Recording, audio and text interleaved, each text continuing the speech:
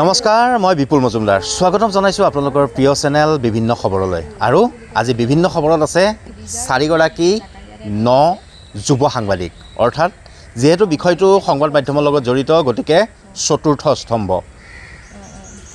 চিনাকিটো বাৰু পিছত কৰাই দিম। প্ৰথমতে আহোঁ সাংবাদিকতালৈ। সাংবাদিকতা প্ৰথমতে কৰিবলৈ বহুতে সাহস কৰা নাছিল। বহু কম সংখ্যক সাংবাদিক আছিলে ফিল্ডত ঘূৰিবলৈ। এতিয়া বৰ্তমান ডিজিটেল যুগ, আৰু ডিজিটেল যুগ যেতিয়াৰ পৰা হৈ গ'ল তেতিয়ালৈ বহু প্ৰশিক্ষণ কেন্দ্ৰ আহিছে, বা সাংবাদিকতা এটা নিচা বা পেচা হিচাপেও বহুতো জড়িত হৈছে সাংবাদিক।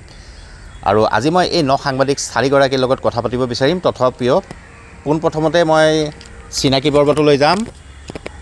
চিনাকিটো বিচাৰিছোঁ। নমস্কাৰ, মোৰ নাম প্ৰিয়ংকা দাস। মই ঈশান নিউজত বৰ্তমান কৰ্মৰত। আগতেও ক'ৰবাত কৰিছিলা নেকি তুমি? আগতে একেবাৰে আৰম্ভণি আছিল মোৰ চেনেলিষ্ট মিডিয়া, কিন্তু তেতিয়া মই অলপ ভাল নালাগিল কৰি মই ওলাই গ'লোঁ। তাৰপিছত আহিলোঁ ডি নিউজত কৰিছিলোঁ এজ এ কৰস্পণ্ডেণ্ট উত্তৰ গুৱাহাটীৰ পৰা। তাৰপিছত আছাম টক্সত কৰিছিলোঁ। আছাম টক্সৰ পিছত এতিয়া ইয়াত আছোঁ। যথেষ্ট অভিজ্ঞতা আছে প্ৰিয়ংকাৰ। নমস্কাৰ, মোৰ নাম কবিতা শৰ্মা। বৰ্তমান মই প্ৰথম খবৰত কৰ্মৰত হিচাপে আছোঁ। আগতে ক'ৰবাত কৰিছিলা? আগতে কৰিছিলোঁ, বহুকেইটা পৰ্টেলতো কৰিছোঁ। তাৰ ভিতৰত চাব গ'লে অসম লাইভ 24তো কৰিছিলোঁ। বহুকেইটা তেনেকৈ জড়িত হৈ আছোঁ। আৰু নমস্কাৰ, মোৰ নাম হেপী বৰা। মই বৰ্তমান NB নিউজত কৰ্মৰত। নমস্কাৰ, মোৰ নাম ৰুবি ফুকন, আৰু মই যোৱা 4 বছৰৰ পৰা নিউজ টাইম আছাম, মানে এইটো যোনটো প্ৰথম খবৰ তাতে কৰি আছোঁ। আগতে কৰস্পণ্ডেণ্ট আছিলোঁ শিৱসাগৰ, এতিয়া চিটিত কৰি আছোঁ। আচলতে আজিকালি বহুত সুবিধা হৈছে, বহু পৰ্টেল হৈ গৈছে, কিন্তু মই ঘৰে ঘৰে যিবোৰ পৰ্টেল হৈছে সেইবোৰৰ কথা কোৱা নাই। যিটো প্ৰফেশ্যনেলি পৰ্টেল চেনেল, সেই চেনেলকেইটাৰ কথাই কৈছোঁ। সেই চেনেলকেইটাৰ জৰিয়তে আজিকালি নৱপ্ৰজন্মই বহুত কথা শিকিব পৰা হৈছে। মই প্ৰশ্ন বেছি নকৰোঁ, তেওঁলোকৰ পৰাই জানিম আজিকালিৰ সাংবাদিকতা আৰু আগৰ সাংবাদিকতা কেনেকুৱা পাইছে, বা এতিয়াৰ সাংবাদিকতা কৰি পেলাই কিবা অসুবিধা পাইছে নেকি। প্ৰথমতে আচলতে আমি বৰ ব্যস্ত মানুহ, সাংবাদিকসকল ব্যস্ত, সকলোৱে জানে। তথাপিও মই 4গৰাকীক আজি আনিছোঁ বিভিন্ন খবৰত এটা বিষয় লৈ, আৰু সেই বিষয়লৈকে আলোচনা কৰিম। কিন্তু তাৰ মাজতে ডিউটিৰো কথা থাকে। ডিউটি কৰি পেলাই তাৰ মাজতে এইকেইগৰাকী আহিছে এই অনুষ্ঠানটোত ভাগ ল'বলৈ। মই কবিতাৰ ওচৰলৈ যাম। কবিতাৰো ডিউটি আছে, তেওঁক মই সোনকালে বিদায় দিব লাগিব। গতিকে প্ৰথমতে মই কবিতাৰ পৰাই জানিব বিচাৰিছোঁ, আগৰ সাংবাদিকতা আৰু এতিয়াৰ সাংবাদিকতাৰ মাজত কিবা দেখিছা নেকি তুমি পাৰ্থক্য? আগতেতো সাংবাদিকতা তুমি কৰা নাছিলা, কিন্তু দেখি আছিলা। এতিয়া নিজেই তুমি সাংবাদিকতা কৰা, কিবা আগৰ সাংবাদিকতাটো মানে দেখা পাইছিলোঁ, আৰু সৰুতে দেখা পাইছিলোঁ তেওঁলোকে কিমান কষ্ট কৰিছিলে। কিন্তু সাংবাদিক হ'ব গ'লে জ্ঞানৰ বহুত প্ৰয়োজন আছে চাব গ'লে। আৰু এতিয়া যিহেতু ডিজিটেলৰ যুগ, এতিয়া বেছিকৈ যিহেতু পৰ্টেলবিলাক বেছিকৈ হৈছে, বা বেছি জনপ্ৰিয়তা বঢ়া দেখা পোৱা গৈছে এতিয়াৰ সাংবাদিকৰ ক্ষেত্ৰত ক'ব গ'লে। কিছুমান ট্ৰল কৰাও দেখা পোৱা যায়। ফেচবুকত কিছুমানক ট্ৰল কৰে, বা এই সাংবাদিক নহয় সাংবাদিক বুলিও মেনশ্যন কৰা দেখা পোৱা যায়। আমি ভাল লাগে। নতুন সাংবাদিক আৰু পুৰণা সাংবাদিকৰ মাজত বহুতো পাৰ্থক্য আছে চাব গ'লে। পুৰণা সাংবাদিকখিনিৰ পৰা আমি শিকিব লাগিব। তেওঁলোকে যিখিনি আয়ত্ব কৰিছে তেওঁলোকৰ পৰা অনুসৰণ কৰি এই নতুন সাংবাদিকখিনিও একে গতিতেই চলি আছোঁ। কিন্তু চাব গ'লে নতুন সাংবাদিকৰ ক্ষেত্ৰতো বহুতো কৰণীয় কাম আছে, বা তেওঁলোকৰ পৰা আমি যিখিনি শিকিব লাগিব, বা আমি সমাজক দেখাব লাগিব, যিখিনি সমাজে আমাৰ পৰা শিকিব বিচাৰে বা তেওঁলোকে আমাৰ পৰা টিভিত চাব বিচাৰে, সেইখিনি আমি যথেষ্ট কাম কৰি যাব লগা বহুত কাম আছে। কিন্তু এনেকুৱাও কথা নহয় জ্যেষ্ঠসকলৰ পৰাই যে সকলো বস্তু শিকিব, সেইটোও কথা নহয়। কেতিয়াবা কনিষ্ঠৰ পৰাও কিছু কথা শিকিবলগীয়া থাকে। আমি বিচাৰোঁ নেকি আগৰ সাংবাদিকতা আৰু এতিয়াৰ সাংবাদিকতাৰ মাজত অকণমান কিবা চেঞ্জ কৰিবলৈ, নতুন প্ৰজন্মই কিবা চেঞ্জ কৰিব বিচাৰে নেকি সাংবাদিকতাটো? চাব গ'লে বিচৰা তেনেকুৱা, কাৰণ আমাৰো মন যায়। কাৰণ আগৰ সাংবাদিকখিনিৰ পৰা যিহেতু তেওঁলোকৰ পৰা জ্যেষ্ঠজনৰ পৰা যিহেতু আমি অনুসৰণ কৰি শিকি আহিছোঁ, কিন্তু জ্যেষ্ঠজনে যিখিনি কাম কৰি গ'ল সেই কামখিনিৰ পৰা আমাৰ পৰাও যাতে আমাৰ আকৌ নৱপ্ৰজন্মই যাতে আমাৰ যিসকল আহে নতুনকৈ, তেওঁলোকেও যাতে আমাৰ পৰা শিকিব পাৰে, সেইটো আমাৰো মন আছে। কাৰণ ফেচবুকৰ জৰিয়তে যিহেতু যিসকলে চাই আছে আপোনাৰ চেনেলটোৰ জৰিয়তে, কাৰণ নতুনকৈ যিসকলে আহিব পাৰে এই লাইনটোতো আহিব বিচাৰে, তেওঁলোককো আমি ক'ব বিচাৰোঁ যে সাংবাদিক হ'বলৈ হ'লে বহুতো গুণৰ প্ৰয়োজন। যিহেতু আমি মাছ কমিউনিকেশ্যন পঢ়ি বা মাছ কমিউনিকেশ্যন কৰি আহিছোঁ, এইটোত প্ৰথম চাব গ'লে আমি সাংবাদিক হ'ব গ'লে মানুহৰ লগত কমিউনিকেশ্যনটো বেছিকৈ ভালকৈ কথা পতাৰ পৰা আৰম্ভ কৰি কমিউনিকেশ্যন স্কিলটো বেছি আমাৰ লাগিব। আৰু যিহেতু আমি নতুন সাংবাদিকখিনি বেছিকৈ এক্টিভ থাকিলে ভাল লাগে। সকলো ক্ষেত্ৰতে, সামাজিক ক্ষেত্ৰতেই হওক বা যিকোনো ক্ষেত্ৰতেই আগবাঢ়ি থাকিলে ভাল লাগে আৰু যিসমূহ নতুন নতুন কিতাপৰ পৰা আৰম্ভ কৰি গল্পৰ পৰা আৰম্ভ কৰি যদি পাৰি আমি নতুন সাংবাদিকখিনিয়ে এনেকুৱা ধৰণৰ কৰিব পাৰোঁ। আজিকালি বুক ৰিলিজ CD ৰিলিজ কিছু সংখ্যক বাৰ্তা কমি গৈছে। পেপাৰত ন' ডাউট কৰে, পেপাৰত সকলো ধৰণৰ বাতৰিয়ে কৰে, কিন্তু ডিজিটেল মাধ্যমত বুক ৰিলিজটো ক্ৰমাৎ কমি যোৱা যেন মোৰ অনুমান হৈছে। যিহেতু ক'ব গ'লে বাতৰিৰ ক্ষেত্ৰত মানে যেতিয়া বুক ৰিলিজ কৰা হয় তেতিয়া পেপাৰ এখনত বেছি গুৰুত্ব প্ৰদান কৰা হয়, কিন্তু ডিজিটেল মিডিয়াত এতিয়া দেখা পোৱা গৈছে যে বুক ৰিলিজ কিবা লাগিলে ভাল সাহিত্যিকে হওক বা ভাল গল্পকাৰে হওক, তেওঁলোকৰ যোনবিলাক কিতাপ উন্মোচন কৰে তেওঁলোকৰ কিতাপসমূহৰ মানে চাহিদা ডিজিটেল মিডিয়াত কমি গৈছে। তাৰ ক্ষেত্ৰতে মেইন থিংটো হৈছে তেওঁলোকৰ যোনখিনি ডিজিটেলি তেওঁলোকে আজিকালি তেওঁলোকৰ বুকবিলাক ৰিলিজো কৰে, তাৰ ক্ষেত্ৰতো আচলতে ডিজিটেল মিডিয়াৰ ক্ষেত্ৰত তেওঁলোক ৰৈ গৈছে নেকি, তাৰ ক্ষেত্ৰতো মানে তেওঁলোকৰো অলপ কিবা সুৰুঙা থাকিব পাৰে, সেইকাৰণে হয় তেনেকুৱা ধৰণৰ সুৰুঙা ৰখি গৈছে কিন্তু তাৰ ক্ষেত্ৰত মানে এতিয়া ডিজিটেল মিডিয়াত সেই কিতাপখন উন্মোচন কৰিছে। এতিয়া তেওঁলোকে কিছুমানে ভাবে যে সেই ডিজিটেল মিডিয়াত দিম নে নিদিম বা পেপাৰত চলিবনে ডিজিটেল মিডিয়াত যাব, তাৰ ক্ষেত্ৰত বহুখিনি এনেকুৱা হকাবধা আহি যায়। কাৰণ বেছিভাগ আজিকালি দেখা পোৱা যায় যে যিহেতু আগৰ যেনে সাংবাদিকতা আমাৰ চেঞ্জ হৈছে, এতিয়া ডিজিটেল মিডিয়ালৈ গৈছে। আগতে পেপাৰ এখনত যেতিয়া মানে সাংবাদিক নিউজ এটা কৰিবৰ কাৰণে সকলোৱে আগদিনাখনেই নিউজখিনি দি মেলি আজৰি হৈ পিছদিনাখনি নিউজটো ছপা কৰা হয়। তাৰ ক্ষেত্ৰতে দেখা পোৱা যায় যে আজিকালি বেছিভাগ বুক মানে ডিজিটেলি ছপা কৰা হয়, ডিজিটেলি সকলোৱে উলিয়াই দিয়া হয়। তাৰ ক্ষেত্ৰতে আচলতে প্ৰাধান্যটো কমি গৈছে নেকি ডিজিটেল মিডিয়াত, মোৰ তেনেকুৱা অনুভৱ হয়। ঠিক এটা গুৰুত্বপূৰ্ণ কথাই কৈছে, এইটো হ'বও পাৰে। আজিকালি প্ৰত্যেকটো বস্তু যিহেতু ডিজিটেল মাধ্যমেৰে চলা হৈছে, গতিকে বুকটোও হয়তো তেনেকুৱা ক্ষেত্ৰতে অলপ কমি যাব পাৰে তাৰ বাতৰিটো। কিন্তু মই অনুৰোধ কৰিম বাকী যিবোৰ বিষয়ক লৈ বাতৰি সম্প্ৰচাৰ কৰে ঠিক বুক ৰিলিজৰ ওপৰতো ভাল বাতৰি সম্প্ৰচাৰ কৰে যেন। কাৰণ এখন কিতাপ পঢ়িলেহে গম পোৱা যায় কিতাপখনৰ ভিতৰত কি আছে বা কেনেকুৱা ধৰণৰ খবৰ মানুহক দিব পাৰি। হেপী লৈ আহিছোঁ, হেপী সদায় সুখীয়ে হৈ থাকে যিহেতু নামটোৱে হেপী। গতিকে মই হেপীক এটা কথা সুধিব বিচাৰিছোঁ, আজিকালি সাংবাদিকতা ঘৰে ঘৰে হৈছে। তোমালোক বা যিসকল সন্মানীয় সাংবাদিক আছে তেওঁলোকে কোনো এখন প্ৰতিষ্ঠানত শিক্ষাগত মাছ কম কৰি পেলাই সাংবাদিকতা কৰিছে, কিন্তু আজিকালি ঘৰতে একোটা পৰ্টেল হৈছে। মোবাইলটো হ'লেই হ'ল, মাইকটো মই যিটো মাইক লৈ আছোঁ এই মাইকটো ল'লেই হ'ল তেওঁ এজন সাংবাদিক, আৰু সেই সাংবাদিকতা কৰি নকৰিবলগীয়া কিছুমান কাম কৰে, যাৰ ফলত আমি সকলো সমালোচনাৰ ভাগি হ'ব পাৰোঁ। তেনেকুৱা কিবা হেৰি হৈ গ'লে মনত কেনেকুৱা ভাৱ আহে? হয় নিশ্চয়, যিহেতু আমিও এটা সময়ত পৰ্টেলতে কাম কৰিছিলোঁ। তেনে ক্ষেত্ৰত ধৰক কবিতা মই একেলগে আৰম্ভ কৰিছিলোঁ। তেতিয়া আমি এটা দিনতে 5-6টা নিউজ নিজে সংগ্ৰহ কৰিও আকৌ আনৰ পৰাও আমি সংগ্ৰহ কৰিব লাগে যাতে এটা নিউজো মিছ নহয়। যিহেতু আমি যেতিয়া কৰোঁ পৰ্টেল এটাত 2জন বা 3জন বা 1জন তেনেকৈ থাকে, মই অকলেও ধৰক কাম কৰিছোঁ। এদিনতে মানে 12টা-13টালৈকে আমি নিউজ পঠিয়াব লাগে, ইমানখিনি আমি কষ্ট কৰিব লাগে। কিন্তু তাৰপিছত যেতিয়া এতিয়া ঘৰে ঘৰে পৰ্টেল হোৱাৰ পিছত পৰ্টেলবোৰ বদনাম হৈছে, তেনে ক্ষেত্ৰত কেতিয়াবা দুখ লাগে। যিহেতু পৰ্টেলত কাম কৰিছিলোঁ, বহুত কষ্ট কৰিছিলোঁ, দিনে নিশাই কষ্ট কৰিছিলোঁ। তাৰপিছত যেতিয়া ঘৰে ঘৰে পৰ্টেল হৈছে আৰু কিছুমান এনেকুৱা ধৰণৰ আহিছে যে নকৰিবলগীয়া কাম কৰে, তেনে ক্ষেত্ৰত কিন্তু আমিও মানে কেতিয়াবা দুখ লাগে যে হয় তেওঁলোকে এনেধৰণৰ ঘটনা কৰাৰ লগত আমাৰ নামো কেতিয়াবা মানে পৰ্টেলক হাঁহিব নেকি, তেতিয়া তেনেধৰণৰ অভিজ্ঞতাত কিন্তু সন্মুখীন হৈছিলোঁ। মনটো বেয়া লাগে। কেতিয়াবা এনেকুৱাও কিছুমান নিউজ আছে যিটো নেকি নিউজ নহয়েই, সেইটো কোনো প্ৰকাৰেই নহয়, কিন্তু কিছুমান পৰ্টেল আছে, মই সকলো পৰ্টেল কোৱা নাই দেই, কিছুমান পৰ্টেল আছে সেইটোকে ঘঁহি পিহি TRPৰ স্বাৰ্থত মানে যি কৰি পেলাই। তেতিয়া অফিচৰ পৰা তোমালোককো কয় নেকি যে সেইটোতো নিউজ তেওঁলোকে কৰিলে আমাৰ কিয় কৰিব নোৱাৰিলে, তেনেকুৱা কিবা কয় নেকি? প্ৰথমতেতো ক'ম, যিহেতু মই বৰ্তমান ৱেব ডিজিটেলতে আছোঁ, গতিকে ডিজিটেল থকা হিচাপে মই এটা কথা কওঁ যে আমি মানে আমাক কেতিয়াও অফিচৰ পৰা মই আকৌ মাত দিম। মই অৱশ্যে পৰ্টেল মানে চব পৰ্টেল, মই আকৌ এবাৰ কৈছোঁ, চব পৰ্টেল সকলো পৰ্টেলকে মই কোৱা নাই। যিটো ঘৰে ঘৰে এটা মোবাইল, এটা মাইক, এটা কম্পিউটাৰ লৈ এজনেই সাংবাদিক, এজনেই এডিটৰ, এজনেই কেমেৰা পাৰ্চন, এজনেই সকলো মুৰব্বী, মই সেইটোকহে উদ্দেশ্য কৰি কৈছোঁ। গতিকে এটা কথা হয়, কেতিয়াবা এনেকুৱা হয় যে কিছুমান নিউজ আচলতে নিউজেই নহয়, কিন্তু আমি যদি এটা খুব ভাল নিউজ ধৰি লওক, আমি আজি আগত ইলেকশ্যন আহি আছে, ইলেকশ্যনৰ নিউজ এটা কৰিব লাগিলে আৰু প্ৰথমতে মই কৈ লওঁ যে সাংবাদিক এজনৰ প্ৰতিটো গুণেই থাকিব লাগে। যেতিয়া আমি মাছ কম কৰিছিলোঁ আমাক এটা কথা শিকাইছিলে যে খেলৰ হওক বা ক্ৰাইম হওক পলিটিকেল হওক তুমি পাৰফেক্ট হ'ব নালাগে, কিন্তু প্ৰত্যেকটো বস্তুৱে অলপ অলপ হ'লেও গুণ বা জ্ঞান তোমাক দৰকাৰ, য'ত তুমি সেই সময়খিনিত তুমি ওলাই আহিব পৰা কথাখিনি কৈ। কাৰণ সাংবাদিকে কলম আৰু শব্দত সাংবাদিকৰ আচলতে এয়া থাকে, চিন থাকে। গতিকে কেতিয়াবা এনেকুৱা হয় যে মই যিহেতু বৰ্তমান নিচানত আছোঁ, মোক কোনোদিন কোনো কাৰণত প্ৰেছাৰ কৰা হোৱা নাই যে এই নিউজটো বজাবই লাগিব বা এই নিউজটো কিয় নকৰিলা বুলি।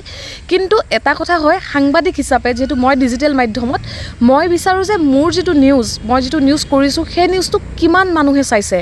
যদি আজি মই এটা নিউজ এনেকুৱা নিউজো কৰিছোঁ যিটো নিউজ ধৰি লওক আপোনাৰ খুব 2-4খন পেপাৰ আগত ৰাখিছোঁ, অলপ ছিনিয়ৰখিনিৰ পৰা সুধিছোঁ মিলিছোঁ বা নিজে লিখি মেলি যিটো নিউজ কৰিছোঁ, সেই নিউজটোত ভিউজ হয় আপোনাৰ 5,000 10,000। কিন্তু যিটো আপুনি ক'লে যে নিউজেই নহয়, সেই নিউজটো যদি আমি ৰহন খানি বনাওঁ, আমি ঘণ্টাত হয়তো আমাৰ নিউজটো কাটি পেলাই আমি আজৰি হৈ নিউজটো চাওঁ, মানে তেতিয়ালৈকে মিলিয়নছে চাই দিয়ে। গতিকে আমিও মানে জানো যে আচলতে দৰ্শকৰ সোৱাদ ক'ত। কেতিয়াবা আমি দৰ্শকৰ সোৱাদ অনুযায়ী নিউজ দিবলৈও চেষ্টা কৰোঁ, যিটো নিউজ নহয় সেই নিউজটোকে আমি নিউজ সজাই পেলাই আমি দিওঁ। আৰু এনেকুৱাও হয় যে দৰ্শকসকলৰ মৰম থাকে, আশীৰ্বাদ থাকে, তেনেকুৱা ক্ষেত্ৰত বহু ক্ষেত্ৰত আমি এনেকুৱা নিউজো কৰিছোঁ কেতিয়াবা। এতিয়া যদি কওঁ যে শিলখাকু বিলত এটা এভেকশ্যন হৈছিলে, সেই এভেকশ্যনটো প্ৰত্যেকগৰাকী লোকেই পাইছিলে, তাত এটা সৰু শিশুৰ ভিডিঅ' ভাইৰেল হৈছিলে। প্ৰথমতে ঈশান নিউজে বজাইছিলে, কিন্তু সেইটো মই সংগ্ৰহ কৰা নাছিলোঁ, মোৰ অফিচৰ মানুহে সংগ্ৰহ কৰি বজাইছিলে। তাৰপিছত সেই শিশুজনক মই পিছদিনা বিচাৰি গৈছিলোঁ, বিচাৰি নাপালোঁ। মাজত এটা দিনত বেলেগ বেলেগ চেনেলেও কৰিছিলে, কিন্তু মই 2 দিন পিছত বিচাৰি গৈ যেতিয়া মই 3 নম্বৰ আছিলোঁ, প্ৰথম প্ৰতিদিন টাইমৰ এজন সাংবাদিক মৃণাল দাই কৰিছিলে, দ্বিতীয়তে টাইম 8ৰ বোধকৰো এজনে কৰিছিলে, তাৰপিছত মই কৰিছিলোঁ।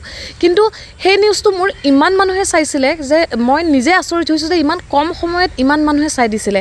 গতিকে তেনেকুৱা যে মানুহৰ সোৱাদ অনুযায়ীও কেতিয়াবা আমি নিউজ যিটো নহয় সেইটো আমি নিউজ বুলি মানে দিবলৈ চেষ্টা কৰোঁ। গতিকে তেনেকুৱা ধৰণত হয় মানে সেইটোৱে যিটো মই অলৰেডি আগতে উল্লেখ কৰিছিলোঁৱে, ছিনিয়ৰসকল আৰু এতিয়া নপ্ৰজন্ম। এতিয়া নপ্ৰজন্মই কি বিচাৰে? এইবোৰে বিচাৰে। নিশ্চয় বিচাৰে। কাৰণ এইটোৱে ক'লোঁ যে যিটো বাতৰি আপোনাৰ এনেকুৱা হয় যে আপুনি বহুত ষ্টাডি কৰিছে, বহুত পঢ়ি শুনি লিখিছে, কিন্তু আপুনি দেখিছে যে সেইটোৰ বিনিময়ত আপোনাৰ মানুহে চোৱাই নাই সেই বস্তুটো, গতিকে মানুহে শিকাই নাই, সেই বস্তুটো বুজাই নাই। কিন্তু আপুনি যিটো নিউজ নহয় সেইটো যদি আপুনি নিউজ হিচাপে এৰি দিয়ে, তেতিয়া দৰ্শকে সেইটো সোনকালে আদৰি লয়। গতিকে কেতিয়াবা হয় ভিউজৰ স্বাৰ্থত মানুহে দিয়ে, তেনেকুৱা ধৰণৰ কথাৰ মাজতে মই আৰু এটা কথা উল্লেখ কৰিম, এজন সাংবাদিক হ'বলৈ বহু জ্ঞানৰ দৰকাৰ, বহু জ্ঞান আহৰণ কৰিব লাগে। আমি কেতিয়াবা যেতিয়া নিউজত আহোঁ, তেতিয়া প্ৰথমতে কোনোবা এজন গণ্যমান্য ব্যক্তি ঢুকাল, আমি সেই নিউজটো কৰিব লাগে, মানুহজনৰ কথা ক'ব লাগে।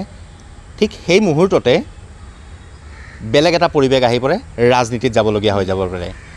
আমি ধুনীয়াকৈ সেই মানুহজনৰ কথা কৈ থাকিম, মানুহজনৰ মৃত মানুহজনৰ গোটেই কথাখিনি কৈ থাকিম, তাৰ লগে লগে আকৌ পিছত আমি লগালগ ৰাজনীতিৰ কথা ক'ব লাগে। গতিকে এই বস্তুখিনি কৰোঁতে আমাৰ সাংবাদিকসকলে বহুত জ্ঞান অৰ্জন কৰিব লাগে। আৰু তেওঁলোকৰ এই বস্তুখিনি হাঁহিয়াতৰ পাত্ৰ নকৰিবলৈ মই অনুৰোধ কৰিম, যিসকলে আজিকালি এনেকুৱা ধৰণৰ উল্টা পুল্টা কাম কৰে, অলপ ৰসাল কৰিবলৈ যাওঁ। এই মুহূৰ্তত মই সুধিব বিচাৰিম, কিবা নিউজ কৰিবলৈ যাওঁতে তোমালোকে ফিল্ডত কিবা স্মৰণীয়, কিবা মেমৰি, কিবা ভাল লগা কিবা দৃশ্য তেনেকুৱা কিবা পাইছা নেকি? কোনোবাই ক'ব বিচাৰা নেকি? ঈশান নিউজৰ প্ৰতিনিধিয়ে ক'ব। মানে এনেকুৱা হৈছিলে, মই খেল আচলতে মই ভালকৈ বুজি নাপাওঁ, খেলৰ বিষয়ে মই একেবাৰে নলেজ নাই খেলৰ বিষয়ে। গতিকে এদিন এনেকুৱা হৈছিলে, তেতিয়া চাগে গুৱাহাটীত কোনখন খেল হৈছিলে মই পাহৰিলোঁ, মনত নাই ভালকৈ। তেতিয়া মই ঈশান নিউজত নতুনকৈ আহিছোঁ, মোক কৈছিলে যে তুমি যোৱা, তাৰ পৰা এটা লাইভ দিবা, এনেকৈ কি খেল হ'ব, কিমান কি গোটেইখিনি। কিন্তু মই হ'ব বুলি কৈ ঠিকেই ওলাই আহিছিলোঁ, কিন্তু ৰাস্তাত বহুত সময় ভাবিছিলোঁ, নিউজবিলাক বেলেগৰ নিউজবোৰ চাই আছিলোঁ যে আচলতে খেলখনত কোন আছে, কি আছে। মই খেলৰ মানে একেবাৰে খেলত মই পূৰা জিৰ', মানে একো নাজানো। কিন্তু তেতিয়া মানে ভাবিছোঁ কেনেকৈ দিম। কিন্তু সেই সময়খিনিত মানে মোৰ লগত যিজন কেমেৰাৰ দাদা আছিলে, দাদাজনে জানে মানে যে মই খেলত একেবাৰে জিৰ'। তো তেওঁ মানে মোক কৈ আছিলে, তই বেলেগ হাৰিলে ফূৰ্তি কৰি নিদিবি, মানে যে হাৰিলে আমাৰ টীম জিকিব তেতিয়া তই ফূৰ্তিটো দেখুৱাবি, মানে যেতিয়া তই বেলেগ জিকি যাব তেতিয়া তই ফূৰ্তিটো নেদেখুৱাবি, মানে নহ'লে তই সাংঘাতিক ট্ৰল খাবি। এটা শ্ব' চাইছিলোঁ, যুৱৰাজ সিঙৰ শ্ব' এটা চাইছিলোঁ, কপিলৰ শ্ব'। তাতে যুৱৰাজ সিঙৰ যিগৰাকী পত্নী, তেওঁ খেলৰ বিষয়ে একো নাজানে। যেতিয়া যুৱৰাজ সিং আউট হৈ যায় পত্নীয়ে খুব হাত তালি আচলতে মোৰ তেনেকুৱা হৈছিল বুলি ক'ব পাৰি ইণ্ডিয়া আৰু শ্ৰীলংকাৰ সম্ভৱ লাষ্ট খেলখন আছিল নেকি সৰুসজাইত নহয় বৰ্ষাপাৰা ষ্টেডিয়াম কিন্তু বাহিৰত লাইভ দিয়াৰ আগমুহূৰ্তলৈ আচলতে মই নাজানো যে যেতিয়া চবেই চিঞৰিছে দুখন গাড়ী সোমাইছে এফালে ইণ্ডিয়াৰ এফালে কাৰ গাড়ী সোমাইছে মই সেই মুহূৰ্তলৈকে মই কনফিডেণ্ট নহয় মানে কাৰণ মই যিহেতু নাজানো মই মানে এইটোৱে ভাবি আছোঁ যে কিবা ভুল ক'ম নেকি দেখিছোঁ শ্ৰীলংকাৰ হয় চবেই কৈছে এনেকৈ শ্ৰীলংকাৰ টীম আহিছে আৰু তেতিয়া মানে মই এটা মানে মাইণ্ডত ভাবি লৈছিলোঁ যিহেতু মোৰ বহুত জ্ঞান নাই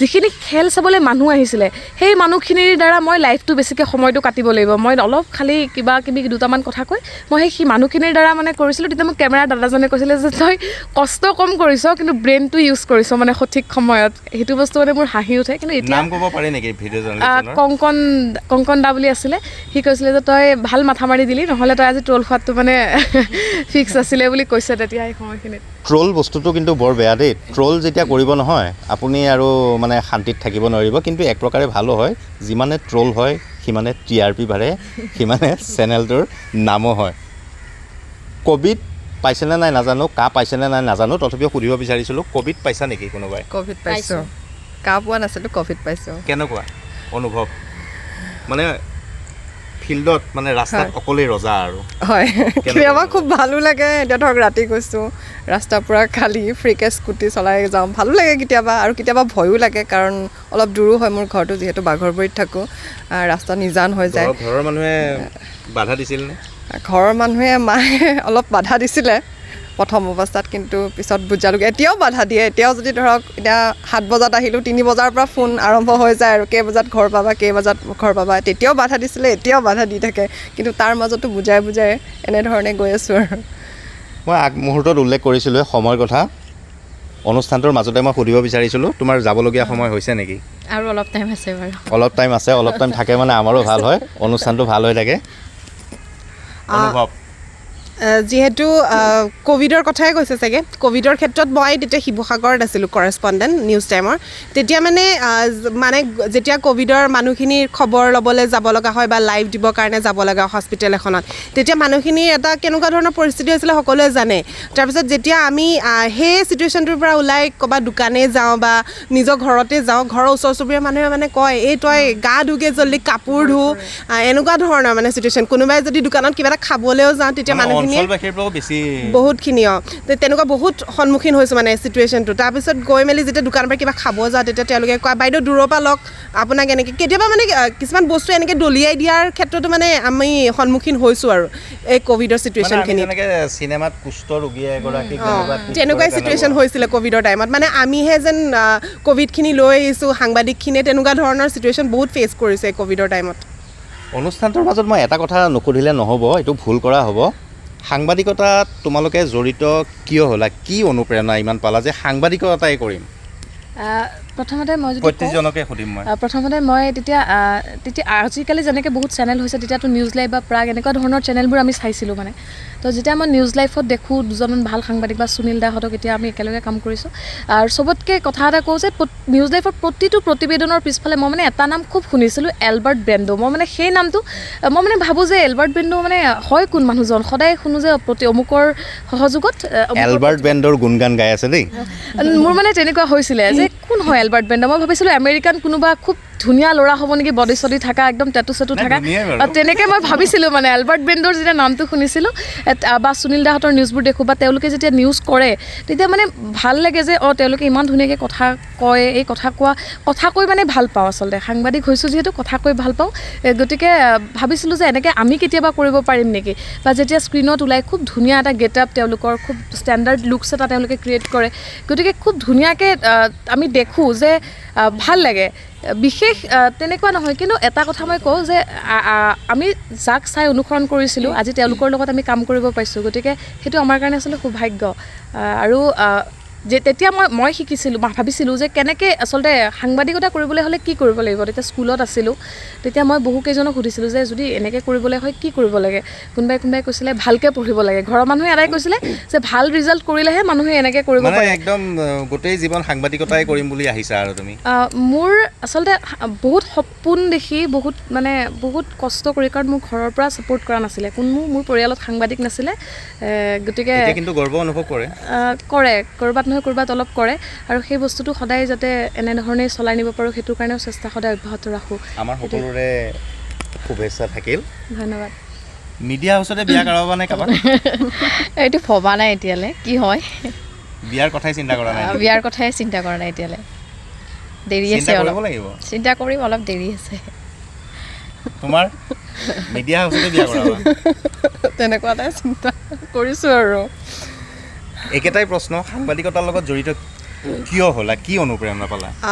প্ৰথমৰ পৰা ক'ব গ'লে মই এই মিডিয়া লাইনটোৰ লগত একদম জড়িত নহয়। মোৰ বেকগ্ৰাউণ্ড আছিলে আপোনাৰ একাউণ্টছৰ, য'ৰ পৰা মই বিজনেছ এডমিনিষ্ট্ৰেশ্যনত আপোনাৰ ডিগ্ৰী কমপ্লিট কৰিলোঁ। দেন তাৰপিছত মই ডিব্ৰুগড়লৈ গৈ ডিব্ৰুগড় ইউনিভাৰ্চিটিত LLB মই পঢ়িছিলোঁ। মানে LLBৰ মই ছেকেণ্ড ছেমলৈকে দিছিলোঁ, কিন্তু মোৰ মন LLBত মানে মোৰ পঢ়াৰ ডেটাৰ হেঁপাহ আছিলে যে তই এডভকেট হ, সেইটোৱে আৰু মানে তাৰ ডেটা হেঁপাহটো পূৰণ কৰিবৰ কাৰণে LLB এডমিশ্যন ল'লোঁ। তাৰপিছত গৈ মেলি মোৰ মনত এটা মানে হেৰি মানে উত্তেজনা, কি বুলি ক'ম, মানে একদম পূৰা এক্সাইটনেছ হৈ আছে। মই সাংবাদিকতা কৰিম, জাৰ্নেলিষ্ট হ'ম, চবেই এনেকৈ চিনি পাব, চবৰে হেৰিখিনি। মই অনুষ্ঠানৰ মাজতে মাত দিছোঁ, সময়ৰ কথা কৈ আছিলোঁ, সময় হৈছে, কবিতাৰ সময় হৈছে। শেষত কিবা কৈ যাবা নেকি? মই থাকিব মন আছিলে, কিন্তু CM প্ৰগ্ৰেম এটা আহিলে, কাৰণ মোৰ যিহেতু ইভিনিং ডিউটি, সেইকাৰণে মই অনুষ্ঠানটোৰ পৰা এতিয়াই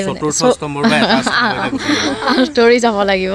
কিন্তু আছে মোৰ লগৰ গোটেইকেইজনী লগৰে হয়, তেওঁলোকৰ লগত ভালকৈ অনুষ্ঠানটো কৰি যাব পাৰিম। ঠিক আছে, উপায় নাই আৰু আমি এৰিবই লাগিব। বিচাৰোঁ চাব, বিপুলাৰ চেনেলটো চাই থাকিব, ভাল ভাল কথা মানে দেখা পাব, আপোনালোকে শুনিব পাৰিব।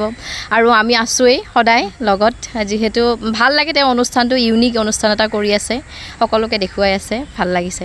ধন্যবাদ। হয়, যিহেতু তাৰপিছত মই বেকগ্ৰাউণ্ডৰ আছিলোঁ, LLB ছেকেণ্ড ছেম কৰিলোঁ। তাৰপিছত মানে ডিব্ৰুগড় ইউনিভাৰ্চিটিত যিহেতু মোৰ মন গৈ আছে জাৰ্নেলিষ্ট হোৱাৰ, তেতিয়া ডিব্ৰুগড় ইউনিভাৰ্চিটিত এণ্ট্ৰেঞ্চ দিলোঁ। তাৰপিছত পাই গ'লোঁ। পোৱাৰ পাছত মানে চব ছাইড কৰি মেলি মই জাৰ্নেলিষ্টত মানে সোমালোঁ, সেইখিনি ফিল্ডখনত সোমালোঁ। তেতিয়ালৈকে ভবা নাছিলোঁ মানে জাৰ্নেলিষ্টৰ ফিল্ডখন যে এনেকুৱা বেলেগ, মানে পঢ়াতকৈ মানে বহুত বেলেগ। আৰু এতিয়া আৰু এই পেচাটো মানে পুৰা মানে আমি তেতিয়া ভাবিছিলোঁ যে কোনোবাই কথাবিলাক এনে কৈ থাকে নেকি, টিভিৰ এনেকৈ কেমেৰা সন্মুখত বুমটো লৈ এনেই কয়, মানে কিবা এটা চাই মেলি কৈ থাকে নেকি, তেনেকুৱা ধৰণৰ মনত এটা কিবা ভাৱ আহিছিলে। কিন্তু এতিয়া মানে যেতিয়া নিজে কৰি আছোঁ ইমান দিন, তেতিয়া মানে প্ৰত্যেকটো চিটুৱেশ্যন, ধৰক কোনোবা ঢুকাইছে, কোনোবা ক'ৰবাত কিডনেপিং হৈছে, ক'ৰবাত ৰেপ হৈছে, মানে প্ৰত্যেকটো চিটুৱেশ্যনত আমি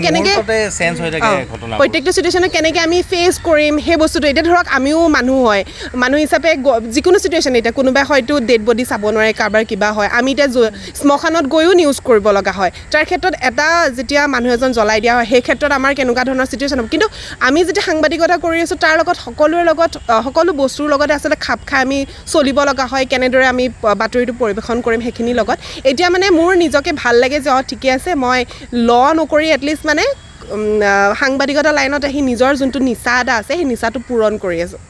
আচলতে এনেকুৱা ধৰণৰ যুৱ সাংবাদিক, যুৱতী আহিলে আমিও ভাল পাওঁ, কাৰণ আজিকালি যিটো চিটুৱেশ্যন, মানে সাংবাদিকক মাৰ কৰিয়ে থাকে। কিন্তু এনেকুৱা ধৰণৰ যুৱতী থাকিলে অলপ হয়তো আমাৰো সাহস থাকে যে নাই, সাংবাদিকেও মাৰি দিব কিবা এটা কৰিলে, হয়নে নহয়? ভয় লাগেনে কেনেকুৱা চিটুৱেশ্যনত গ'লে? কিবা তেনেকৈ ভয় নালাগে বাৰু। অনুষ্ঠানটোৰ উদ্দেশ্য মোৰ আছিলে আপোনালোক সকলোৱে জ্যেষ্ঠজনৰ বহুত বিজ্ঞ সাংবাদিকৰ অনুভৱ শুনিছিলে, বক্তব্য শুনিছিলে, কিন্তু নপ্ৰজন্মৰ বক্তব্য শুনা নাছিলে। সেইকাৰণে মই এওঁলোকক নিমন্ত্ৰণ কৰিছিলোঁ এওঁলোকৰ মনৰ ভাৱ জানিবলৈ। কাৰণ এওঁলোকক আমি দেখোঁ অকল নিউজটোৰ বিষয়েহে কয়, কিন্তু নিজৰো বহু কথা ক'বলগীয়া থাকে। সেই ক'বলগীয়াখিনি মই মোৰ বিভিন্ন খবৰৰ জৰিয়তে আপোনালোকৰ মাজত শুনাবলৈ এওঁলোকক নিমন্ত্ৰণ কৰিছোঁ। আৰু কিবা ক'বলগীয়া আছে নেকি? আৰু এটা কথা ক'ম, যদি কোনোবাই নতুনকৈ আহিব বিচাৰে, কাৰণ আমিও যেনেকৈ বেলেগক দেখি পেলাই আহিছোঁ, বেলেগক অনুসৰণ কৰোঁ, তেওঁলোকেও হয়তো ক'ৰবাত নহয় ক'ৰবাত কেতিয়াবা অনুসৰণ কৰে কিছুমান মানুহক।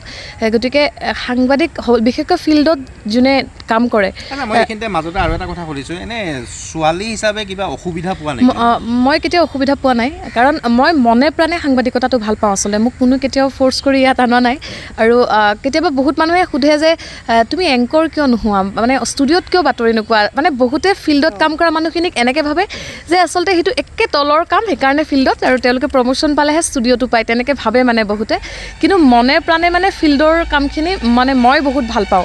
আৰু যদি কোনোবা সাংবাদিকতাত আহিব বিচাৰে, কিন্তু মই এটা কথাই ভাবোঁ যে তেওঁ ফিজিকেলি কিমান ফিট সেইটো ডাঙৰ কথা নহয়, মেণ্টেলি বহুত ফিট হ'লেহে কিন্তু ফিল্ডত কাম কৰিব পাৰে। কাৰণ হাজাৰজন মানুহ, হাজাৰটা বেলেগ বেলেগ চিটুৱেশ্যন, আৰু প্ৰত্যেকটো চিটুৱেশ্যনতে আপুনি ফেচ কৰিব লাগে। কেতিয়াবা এনেকুৱা হয় আপোনাৰ ঘৰৰ কোনোবা মানুহ এজন ঢুকাইছে, কিন্তু সেই পৰ্যায়টোত আপুনি লাইভ এটা দি আছে, কাৰোবাৰ এটা গান ৰিলিজ কৰিছে বা কোনোবা এটা খুব সুখৰ খবৰ, কিন্তু আপুনি দুখ লগাটো দেখুৱাব নোৱাৰে মানে অন কেমেৰা। আপুনি দেখুৱাব লাগে যে বহুত সুখী এটা পৰিৱেশ, খুব ভাল এনভাইৰনমেণ্ট এটা।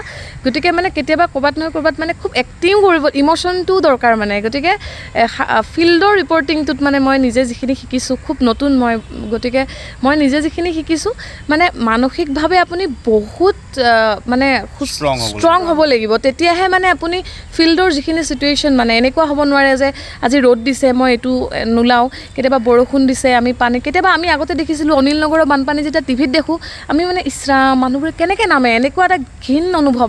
কিন্তু আজি সেই অনিল নগৰতে আমি ভাল কাপোৰ এযোৰ পিন্ধি আহি এবুকু পানীত নামি আমি বাতৰি কৰোঁ। গতিকে তেনেকুৱা কথা, মেণ্টেলি বহুত ষ্ট্ৰং হোৱাটো মানে দৰকাৰ যদি সাংবাদিকতা জগতখনত থাকে, কাৰণ বহুত ডাঙৰ এটা পৰিৱেশ, আৰু মানে ইঘৰে সিঘৰে লগ লাগি থকাৰ নিচিনা। মানে মই যিটো হাউচত আছোঁ, বেলেগ হাউচত এটা বেলেগ মানুহ আছে, কিন্তু প্ৰতিজন মানুহে প্ৰতিজন মানুহৰ খা খবৰ পাই থাকে, গম পাই থাকে। গতিকে মেণ্টেলি ফিটটো মানে বহুত বেছি প্ৰয়োজন এজন সাংবাদিকৰ। সকলোকে সুধিছিলোঁ, তোমাক সোধা নাই বিয়াৰ কথা।